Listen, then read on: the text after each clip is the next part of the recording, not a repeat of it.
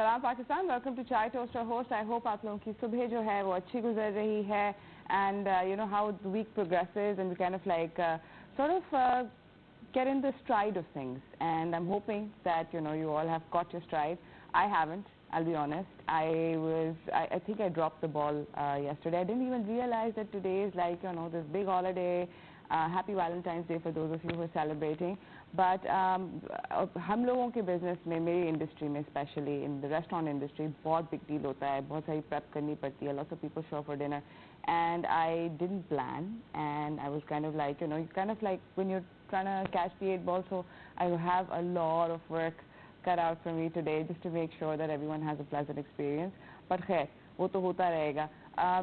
आज हम बात करेंगे, आपको बहुत सारे मेहमानों से मिलाना है, पर आज हम लोग आपको later on in the show, I'm sure कि आप लोगों की Facebook और social media के जितने भी feeds हैं उसके ऊपर show up किया होगा. ज़ियाउद्दीन साहब passed away, and he was an absolute legend, and we'll be talking to people about him, about his work, about his life, etc.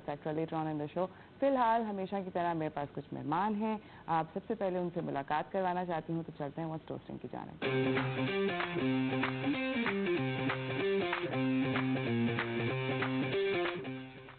हमारे साथ मौजूद हैं Roman Yazbeck. He's the managing director of Philip Morris Pakistan Limited. Hello, how are you? Good morning. Very well, thank you. First of all, Philip, how long have you been in Pakistan? I'm starting my 4th year. 4th year? Yes. Are you feeling Pakistani? Almost. Have you sort of adjusted? Absolutely, yes. Yeah? Yes. Not too spicy food, though. Not too spicy food? Too spicy, yeah. Okay, when the heat levels are like, exactly. Okay, which is fine, it'll take time. I think that takes time. That takes time, yeah. Yes. That, you have to put in the work for that. Yes. Tell us a little bit about the sustainability that your company is sort of focusing towards, because we have all these conversations around it. It's now in Pakistan, which I feel very happy about, but what is Philip Morris doing? Sure, sustainability can no longer be just a buzzword or a lifestyle thing. At this point, it is a necessity, and we are making it our default responsibility in Philip Morris International. And when talking about responsibility, it's quite obvious that governments on their own cannot do it. It's a monumental task. Yes. So companies and civil society have to work together to make it. It's just enormous and extremely complicated. And today, our consumers expect it. There's this eco-awakening, so we have to respect the consumers. My employees expect us to be sustainable and have sustainable living and sustainable business. So it's expected by society, and it's also expected by my 2 teenager kids, which audit me all the time on how sustainable and my effort. And Philip Morris International has indeed done huge efforts, and we measure those efforts. At global level in 2020, we reduced the carbon emissions by 26% in our direct operations and 18% in the supply chain. Those are very, very good numbers, and it's complicated. We put our best people on it. We actually beat Philip Morris when looking at Philip Morris in Pakistan. For example, in our Magdan plant, we reduced emissions by 30% just by moving from regular fuel to liquid gas.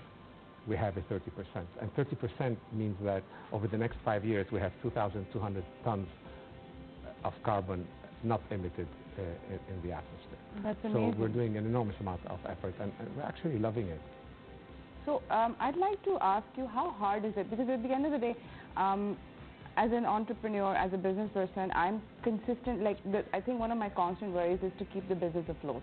How hard is it to make a business sustainable yet maintain profitability? Because at the end of the day, we as consumers also feel that a business needs to make money in order to pass on those benefits to the end consumer. Can you tell me how difficult or not it is? Absolutely correct. Indeed, but it doesn't mean that you cannot have parallel objectives. So we will continue to be profitable, but we can also be sustainable. Those things are not necessarily conflicting, and we see that as we go deeper into the cases. We start by looking at our direct operations and finding better renewable sources, traceable sources. Then we also influence the supply chain, because as the consumer asks me to make an effort, I ask my suppliers to make the effort. And that is what I would like to do here in Pakistan. I would like to copy ideas from other companies, and they copy ideas from me, because only if we all copy each other in that direction, we can really make an impact. Now, that's a very important thing, I think. If someone's doing something good, doesn't mean that you can't do it because, you know, it's somebody Absolutely. else. This is an area in which we have to copy each other, and we will do it. Talk to us a little bit about, I hear that you guys have been doing a lot of plantation and very, very aggressively putting out... That's the beauty, is normally in corporations are hierarchical, the boss wants something and the organization does it. When it comes to the environment, because it's for our children and the children of our employees and their grandchildren, they are grassroots impact. Our employees say, let's plant trees. Our employees spontaneously said, let's go clean the beaches. And of course, we support this. So you don't feel alone. Everybody wants to make that effort. So yes, since 2014-15, we planted 6.5 million trees in Pakistan, and of course, not only planting, but also maintaining. We forced, for example, some of our contractors which use fuel wood to move to sustainable wood, which is also traceable, and that has, so 100% of our wood is renewable, which is a beauty. And you add those things one on the other, and it starts making a difference. In Sahiwal, our manufacturing facility is covered with solar panels. That improved only this year by 4%. Numbers the power that the plant is using? Yes. Okay. Yeah. That's a pretty good number. But we have ideas, and the trick is discuss it in every single meeting. Go through the business and say, okay, how sustainable are our initiatives? How can we improve it next time?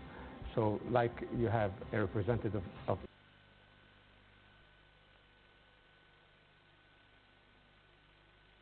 and sometimes it's really fascinating because businessmen are fascinated by intriguing and complicated issues. And I think that we've done more complicated things than this one. The problem is that this one is so enormous and global. Yes, and that's why you have to align all the stakeholders.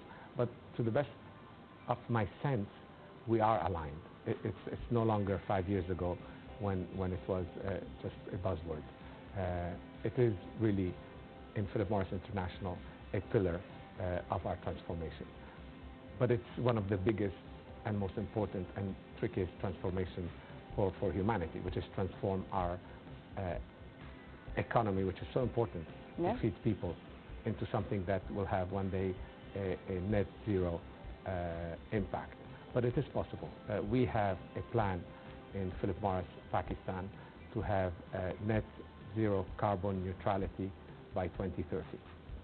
How possible is that? Because I feel like because it's an planting tree nets part of it, using solar panels, that is our objectives.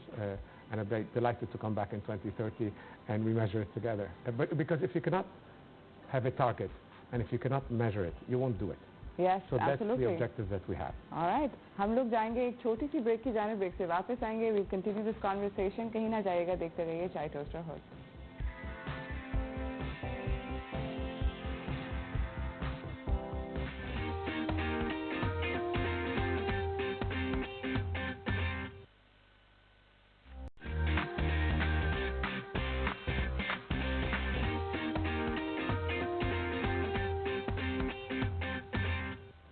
Welcome back from the break, everyone. हमारे साथ Roman याज़बेक बैठे हुए हैं. ये Philip Morris की जानिब से हैं और इनसे बातचीत हो रही है. फिलिप मॉरिस सस्टेनेबल करना चाह रहा है अपने ऑपरेशंस को. He said something really amazing, which is that Philip Morris is going to try to go towards zero net by 2030, which in is Pakistan. In Pakistan, which is an ambitious goal. Very ambitious. Yes. I was going to say super ambitious.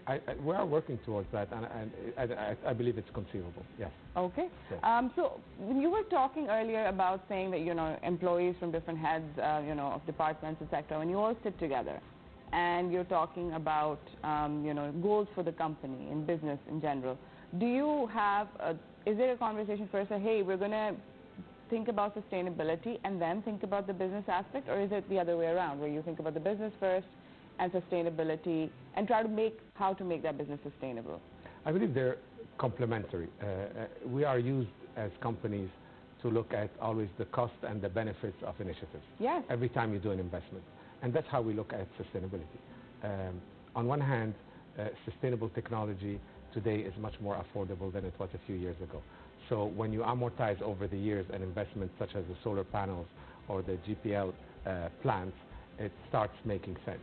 And then you have to put the value that that extra cost means for our consumers, means for the employees, and means for myself. It has a value. The environment has a value, and my grandchildren's environment has a value. Yeah. If you put that into it, we can absorb those, and we can always feel better. So carbon emissions and sustainability is part of every big decision, and we don't necessarily need to choose one over the others. Because if you believe in it, you want to do it. So if there's an extra cost, we'll put it in, and we'll be smarter in some other ways. I don't think in the long term it will impact negatively our business. I think in the long term it will impact positively our business, positively our employees, our consumers, and the generations to come. Absolutely. My next question, Roman, is that you have been working in Pakistan, like you said, for the past 4 years. I'd like to know, because in Pakistan we talk about sustainability. In this conversation, sustainability, being green, etc., it started in Pakistan much later. It was already a conversation that was happening in the West, and unfortunately it kind of came late to our country. Do you find it difficult? Do you have, when you're working in Pakistan now, do you find it difficult to convince, maybe not your employees, but people in your supply chains, your vendors, etc., about being green? Frankly, I don't. Our employees were the first to fight the sustainability battle, and I was by their side. When we talk to suppliers, I think the mentality is there. I think that the sustainability is a global event, and the communication went global. So I don't see Pakistan being behind in this, at least in my interactions. Okay. The people want it and expect it. It's a global element. It's transnational by nature. So I didn't feel there was particular resistance. Okay. All right. Also, you know, you've been talking about different plants at Philip Morris that have been switching to different technology in terms of sustainable technology. Has that? Do you think measures like this make an impact on productivity? Not in the least. No. No. No. Okay. Absolutely. I mean, changing the source of energy from fuel to GPL or from pure electricity main to solar panels does not impact it. It just makes people happier. Definitely myself. It makes you happier. Definitely, yes. So I don't have to respond to my teenage kids every evening. Yes, absolutely. Also, you've been working here for, 4 years now. What are the few things that you've noticed that are different about this country that, unique to your experience? I found amazing talent in Pakistan and people's desire to change things, which in Europe you don't see as much.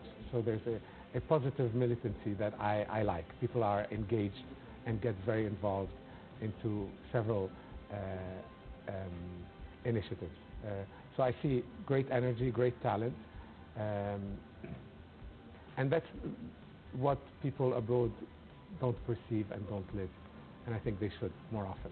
Yeah? Yes. And what are the, I want to talk to you a little bit about, you've been traveling around Pakistan as well, I'm sure. What are your most sort of favorite locales that you've traveled thus far? Well, I like the sea. Of course. Very often in Karachi, I don't miss the opportunity to jump in the water.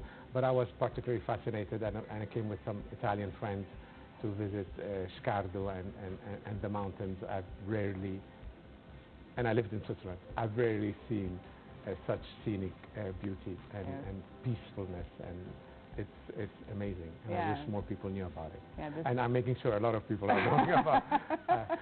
I generated envy with all my friends globally. Of course, I mean, you live with the highest mountains in the world. Yeah. So it's, of course, I'm sure. Roman, as we'd like to, sort of to wrap up, we know that your organization is committed towards sustainability. I also know that I've spoken to your other colleagues before as well. They're committed to a very healthy work environment where you're encouraging a lot of women, to sort of work with you guys. Any sort of messages that you'd like to give to the people who are watching? No, absolutely. I would like all companies in Pakistan to generate their own transformation towards being more inclusive, more sustainable, and try to ride this wave as fast as possible. And I invite others to come and audit me and visit and just make sure that what I say is what I'm doing. And I would like to do the same with them, because if you're audited, you're more motivated to do it right. Yeah. And as I mentioned before, the more we copy each other in noble initiatives such as sustainability and initiatives that make our employees more happy, the better it is for the industries and overall in the long term for Pakistan. Absolutely. Thank you so much. I think, I'm sure your employees must love you. Or, I mean, they probably tell you they love you. We'll ask them later. But thank you so much, and I hope that you stay in Pakistan for as long as you're able, and you enjoy our beautiful country, and also that we have this conversation in 2030. Yes. Again. Yeah. And we talk about what you've achieved and how it's, and I hope people look at your company and are able to make that switch. Because I think that's very important to sort of galvanize other people and companies into action. And I think if you're able to do that, that'll be great. Thank you so much for coming. इसी के साथ नाज़रीन हम जाएंगे एक छोटी सी break की जाने, ब्रेक से वापस आएंगे, आपको अपने अगले मेहमान से मिलाएंगे, कहीं ना जाइएगा, देखते रहिए चाय टोस्ट।